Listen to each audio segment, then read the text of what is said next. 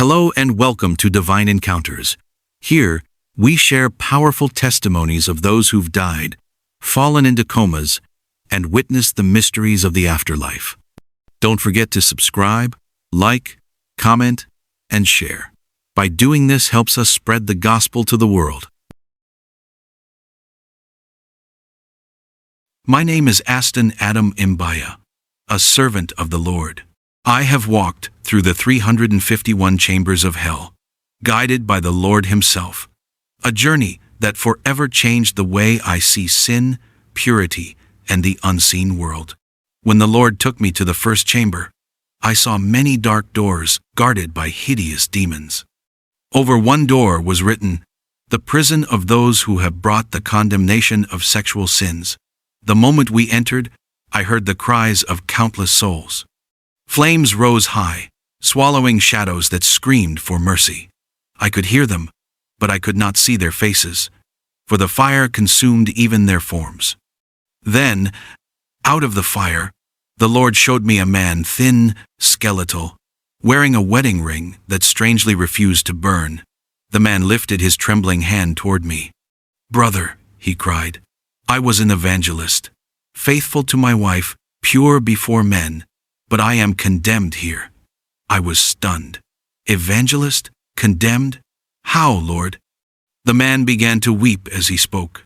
Every night, a woman came to me in my dreams. I never saw her face, yet she would lie with me as a wife. I sought deliverance. My pastor prayed. But the dreams continued. I never understood what was happening, and when I died, I found myself here. As he spoke, 7 female demons surrounded him, dancing, laughing, their faces twisted with demonic beauty. One of them sneered and said, "He was mine. He called me every night without knowing." The Lord turned to me and said solemnly, "This man was pure in the flesh, but defiled in the spirit." The woman who came in his dream was a succubus, a spirit wife from the marine kingdom. Through his thoughts and secret desires, he opened a door. The Lord then revealed what had happened. One day, the evangelist was walking down the street when he saw a beautiful woman. Lust stirred in his heart, just for a moment.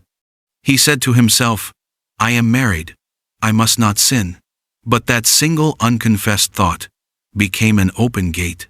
The woman he saw was a witch, possessed by a marine spirit, a daughter of the sea kingdom. That spirit returned to the queen of the sea and said, "Your Majesty, the evangelist has lusted after me. I wish to marry him." The queen of the sea nodded. "If he has opened his heart, then the gate is open, but his family must receive our dowry." They found a relative of the evangelist who was secretly involved in witchcraft. In a dark meeting beneath the waves, they agreed on the dowry. "He is a servant of God," said the relative.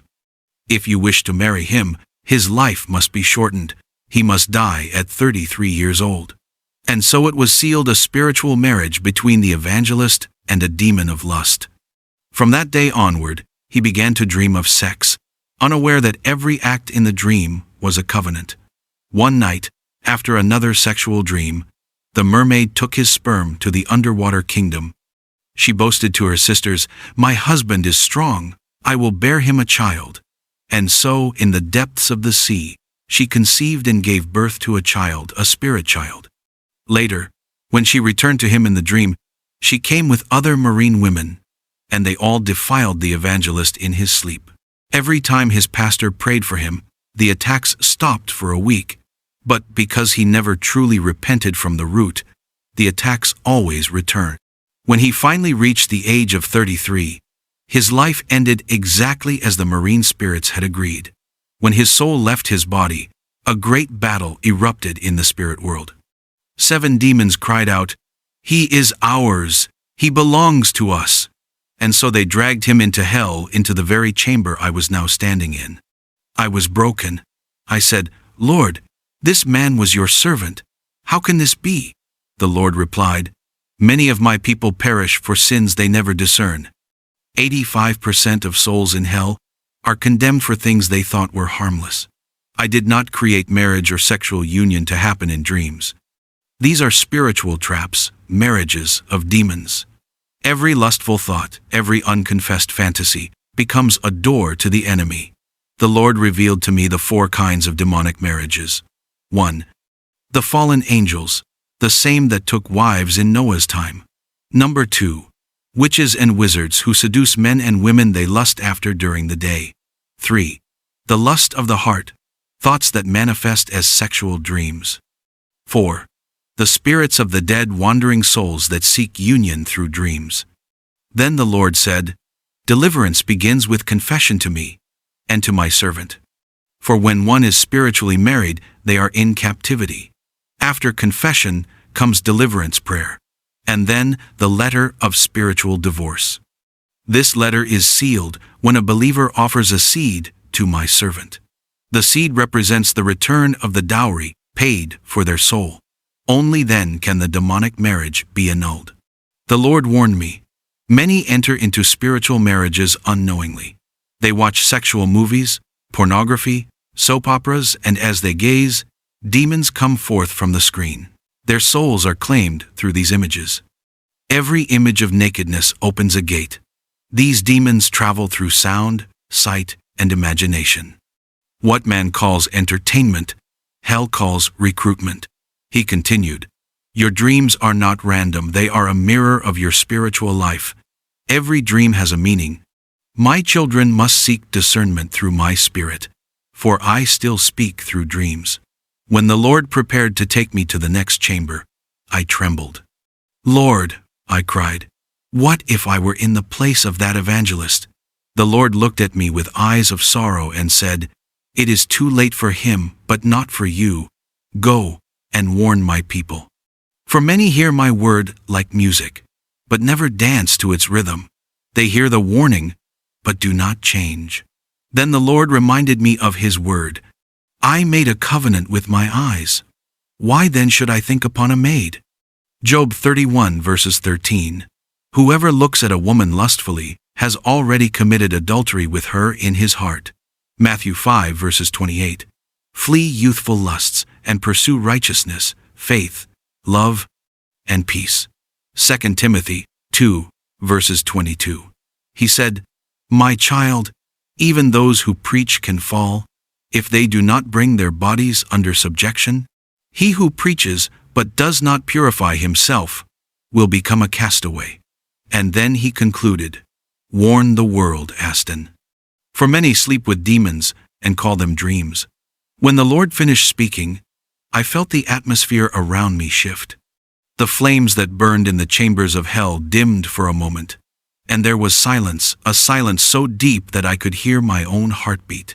The Lord turned to me and said softly, My child, the message is not complete until you return and speak what you have seen. For many are asleep in pleasure, and few discern that they are bound. Then I saw the man the evangelist reaching out from his pit, crying, Warn them, tell them not to play with secret sins. Tell them dreams are not harmless. His voice faded as the flames rose again, swallowing him and the 7 female demons who danced mockingly around him. The echo of his cries followed me as we left that chamber. I wept and said, Lord, what hope is there for men who are already bound by these spirits? The Lord answered, My blood is still powerful. My cross is still open. Whoever confesses and repents shall be free. But whoever hides their sin has chosen their chain. As we walked down a dark corridor, I saw souls bound in chains of fire. Each chain had names written on it: lust, fantasy, pornography, masturbation, adultery in thought. The Lord said, These are the chains that link men and women to spirit husbands and wives. The enemy uses imagination to create invisible covenants. Many think it is only a thought, but in the spirit, thoughts are actions. I saw a woman crying, Lord, I only watched movies. I never committed fornication. And the Lord replied, You watched and imagined, and your imagination became your sin. Your eyes wrote your covenant. Then I saw young men and women holding their phones. From their screens, small black serpents crawled out and wrapped around their necks and arms. The Lord said, Every image of nakedness that enters the eyes opens a gate. These serpents come through music, movies, and the internet. They bite the soul while the body sleeps. We entered another dark chamber, filled with preachers shouting and praying, laying hands on people. But as they prayed, I saw small dark figures whispering in their ears. "Lord," I asked, "who are these?"